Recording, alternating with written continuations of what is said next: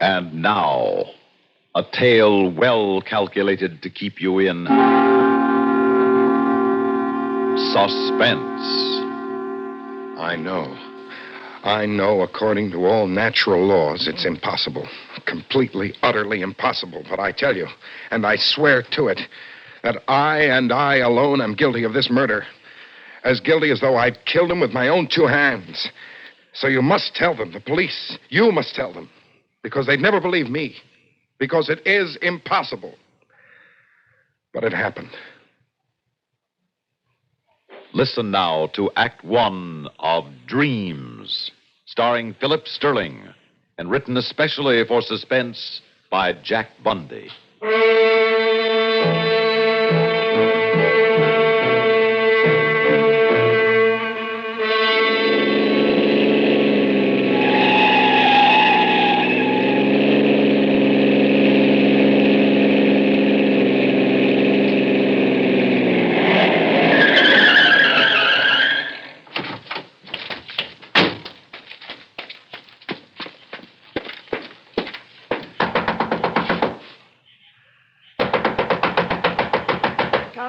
Coming.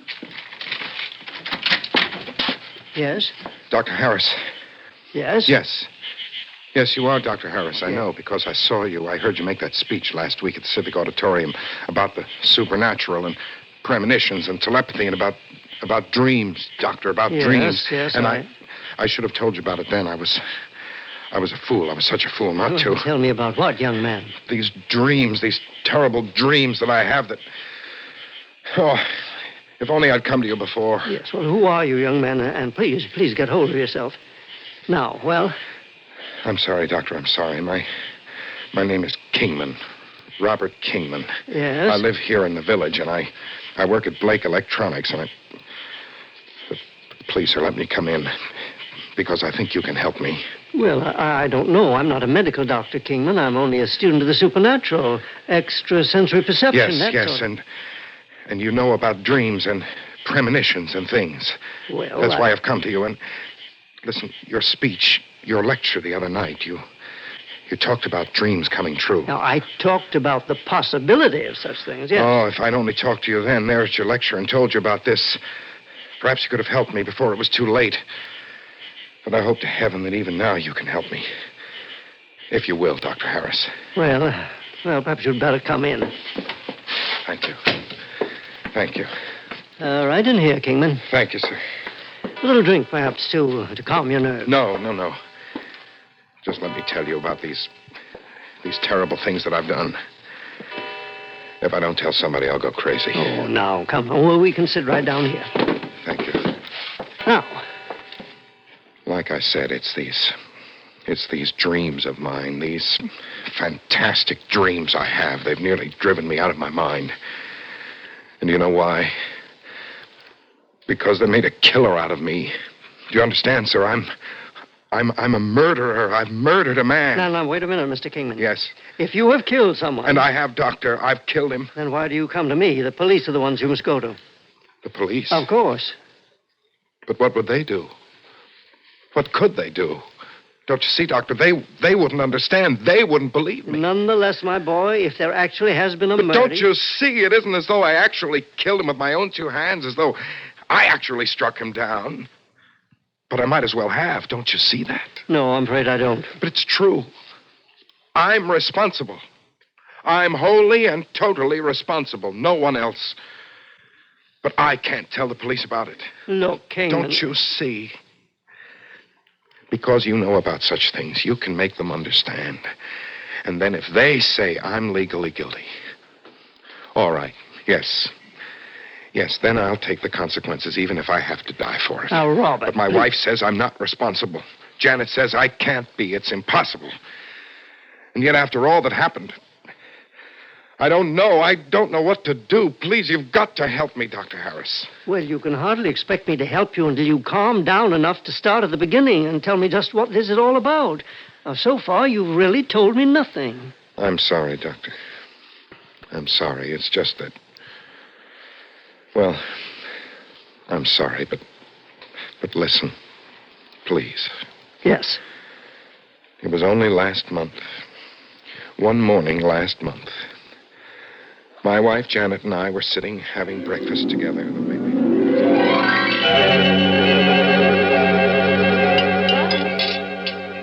Darling, why aren't you eating your breakfast? Isn't everything all right? Huh? What? Oh, sure, of course it is, honey. Then why aren't you eating? The way you've been sitting there, staring into space. Something wrong, darling? Wrong? No, of course not, Janet. I guess I'm just not hungry this morning, that's all. Is it? Sure. That isn't true, dear. Something is wrong. Now, what is it, Bob? Janet, do you remember that funny dream I had about a week ago? You mean about my brother, Walter, falling down the steps and breaking his wrist? Yes. Well, I'd hardly call it funny. I know, because that's exactly what happened to him the very next day. I dreamed it, and then it happened. Uh-huh. It was a real strange coincidence. Only it wasn't. It wasn't coincidence, Janet. But it must have been. No, dear. Had I ever before told you about a dream of mine? No, I guess not. Honey, that was the first dream I'd had since I was just a little kid. When I was a kid, I had dreams all the time that came true, like the one about Joey Prentice, the boy next door, just before he drowned in Parvin's Pond. Like the one of my father before he died. I dreamed only when something like that was going to happen. Even so, darling. Don't you see, Janet, the one about your brother was far more than just a dream. It was a definite premonition. Well, maybe it was, and probably it wasn't. Anyhow, you and I know better than to believe in premonitions. So just forget it, dear, and eat this nice breakfast I've fixed for you. No. It's not that easy, I'm afraid. Why not? Last night, dear, I had another dream. And if it comes true... Oh, now, honey, don't sit there and tell me you've actually lost your appetite just because of a dream you had. Yes. But, darling, that's silly. Unless it was a horrible nightmare. No, it wasn't a nightmare. But the dream was all so clear. I had a fight with Stanley Bolton. Bolton? Yes. He's not only head of research, but a vice president, too. And the one man who could block the promotion promised me by Mr. Blake. Oh. Yes. But just a dream, dear. That promotion means everything to me, Janet. To both of us. Of course it does. You've worked for it, and you've earned it. But surely something you happen to dream about isn't going to keep you from getting it. I wonder. Well, just stop wondering right this minute, Robert Kingman, and eat your breakfast. It is kind of silly, you know, isn't it? Really, if you take the time. Well, I certainly hope your wife was right, but go on, Kingman. Doctor, at the office that day, I watched my step every minute to make sure that nothing could possibly go wrong. And I carefully avoided Mr. Bolton. But then as the day wore on and nothing out of the way happened, well, I began to breathe more easily and decided I'd worried about nothing at all. But a few minutes after 5, as I finished things up for the day... I'll have this finished for you in just a second, Mr. Kingman. Oh, good, Miss Rackard. You might as well run along home. There now. Here you are. Oh, fine. Let's see. If you'll sign it, I'll have the envelope all ready, and I'll mail it on the way out. Mm-hmm. Here you are. Thank you. Well, good night, Mr. Kingman. Good night, Miss Rackard. Out of my way, Rackard. Excuse me. All right now, Kingman. Yes, Mr. Bolton. Why haven't I received the foreign sales records for last month? Well, today is only the 8th, Mr. Bolton, and we don't usually put together these reports until we Today is only the 8th. Well, how nice of you to tell me. But, Kingman, if Scoville is to take those records with him to the Toronto office tomorrow, he's got to have them immediately and in perfect order. Scoville? Toronto? I didn't know anything about You didn't know. You think that's any excuse? But I'm usually notified if someone needs material like that. Negligent, that's the trouble with you. Utterly irresponsible. Well, Mr. And you're the one that Mr. Blake was considering for promotion, Well, I'll soon put a stop to that. Mr. Bolton, Scoville is leaving on the 2:40 tomorrow. And if those figures aren't ready for him, you'd better look for another job. And then, Kingman, what happened then? The next morning, Mr. Blake called me in and politely told me the promotion would have to wait. Perhaps another year, until Mr. Bolton was better satisfied with my work. Well, I'm sorry, but now, look, my boy, if that one incident, that coincidence about... Coincidence? Yes, if that's all that brought you here to see me, so upset and so Didn't worried. you hear me? Don't you understand? That was only the beginning of the dreams that have made me a killer. And when you hear the rest of the terrible things I've dreamed about that have happened, heaven forgive me for what I've done.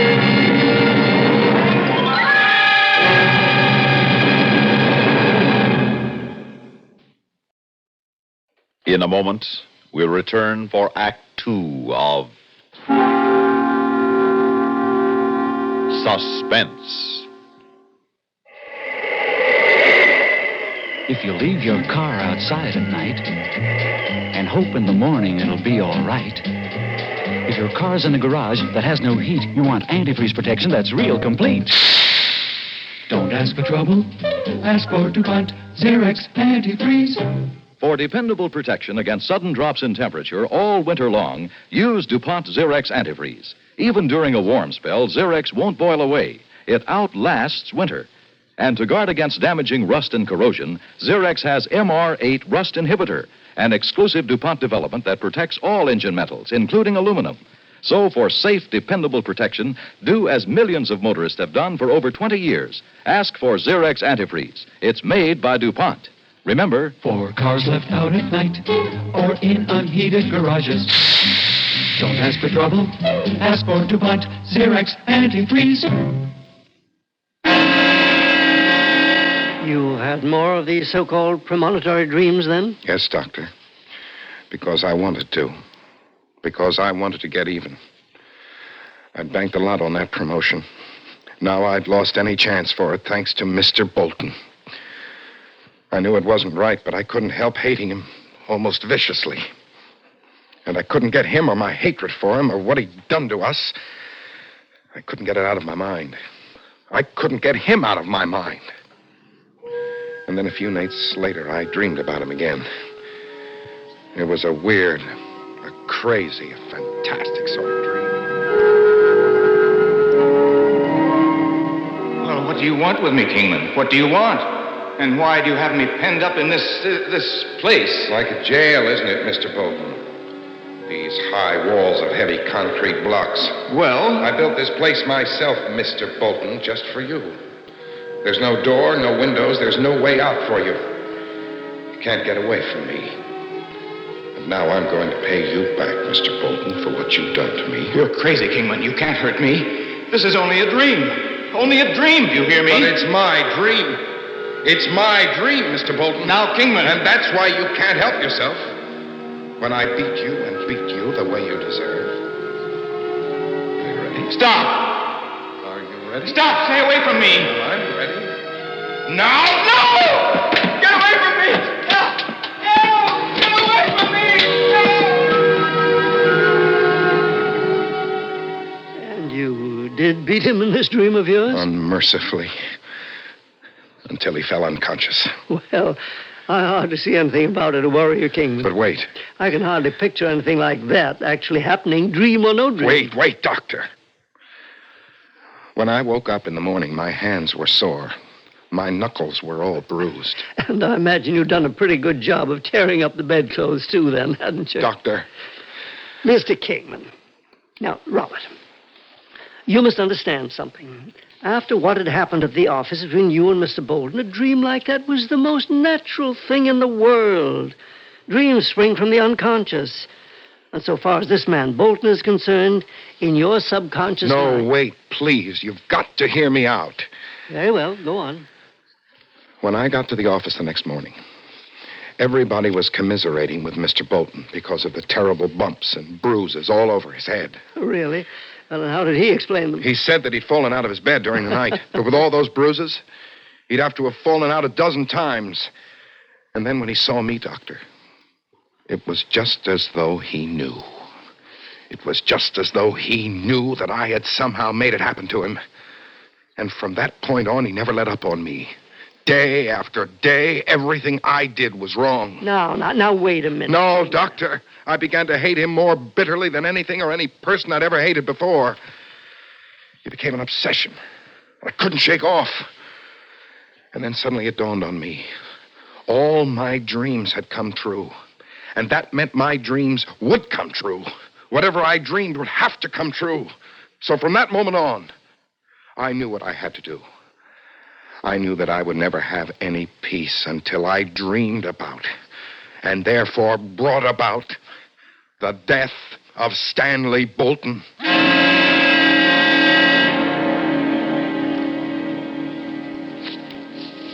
Yes, Doctor.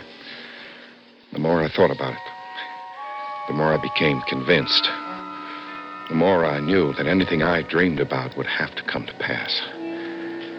Not exactly as I dreamed it, perhaps, but the result would be the same. And so every night before I dropped off to sleep, I thought of nothing but Stanley Bolton, of all the hatred I had for him. I concentrated all my thoughts on him and nothing else, Doctor, and I focused my thoughts on his murder. No, but it didn't work. I couldn't seem to dream again, try as I might. Well, perhaps that's for the best. Not until 3 nights ago. Oh? And again, Doctor, it was a wild, a crazy, utterly fantastic dream. There was a big empty square, a city block or more, with a high, thick wall around it, much bigger than the place I'd dreamed about before. And there was a car, a sports car, a sort of racing car, a very fast one, driving around in this place as though it were hunting for something. All of a sudden, the way it can happen only in a dream, I was in that car. I was driving it. I was hunting for something, or someone, frantically. And then, as I wildly spun and swerved the car about, then I saw him, Bolton. And he knew me, and he knew I was after him, and he knew that this time he wouldn't get away alive. Stop! Stop, you fool! You run me down! Run! Go ahead and run, Bolton. You think you can outrun me in this? Try it! Try it! No, help! You'll kill me! But it's only a dream, remember? So run your legs off, Bolton, and see what good it will do you. Please! Please! You're mad! Are you ready? Are you ready? Well, I'm ready. Now!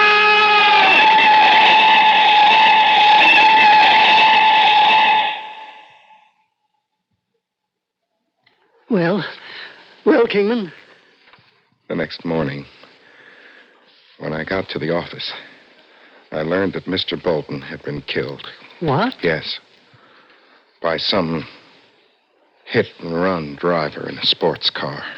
Good heavens. Yes. And do you know why, Doctor? Because of my dream. Because it's what I wanted to dream. So I'm guilty of Stanley Bolton's murder. No, you aren't.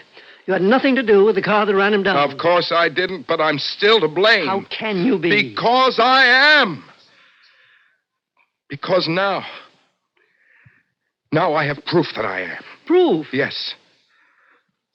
Because last night I dreamed again. Yes? I dreamed that for what I'd done, I was electrocuted. What can I do? Doctor, what can I do? I don't know. I must have time to think about this. But you believe me. You believe me what I've told you. Yes, Robert, I believe you. And I believe you need help. If I go to the police, if they believe me, it can mean only one thing. The death penalty. Electrocution. Now, Robert, listen to me. You may feel any way you wish about this whole gruesome affair. And because of the strain it's imposed on you, I can understand why you're so upset about it. But we've got to be realistic about this. Now, legally, there is no possible way in which you could be found guilty of Bolton's murder.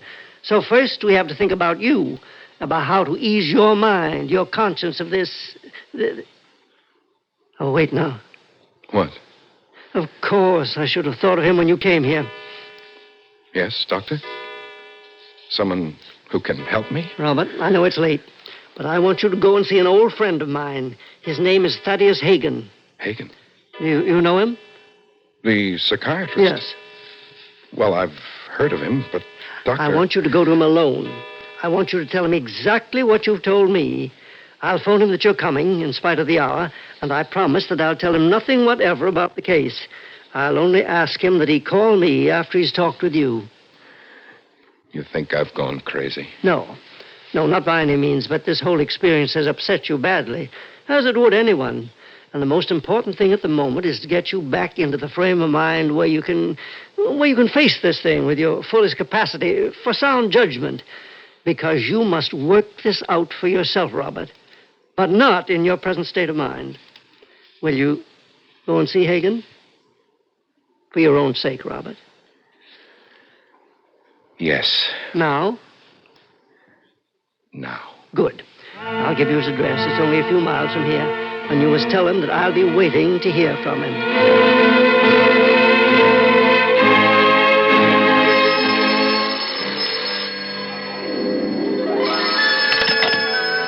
Dr. Harris speaking. Harris, this is Thaddeus Hagen. Hagen, oh, yes, but I'm surprised to hear from you so soon. Harris, that young man you said you were sending out here to see me? Yes. Robert Kingman? Yes, Hagen, you talked to him? No, I didn't. Oh, but why not? Because a terrible thing has happened.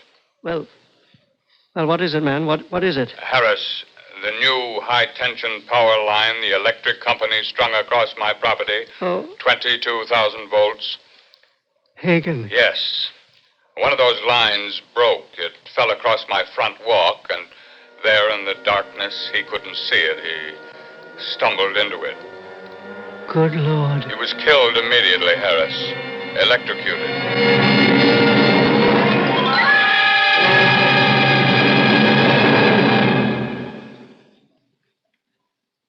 Suspense. You've been listening to Dreams, starring Philip Sterling and written especially for Suspense by Jack Bundy.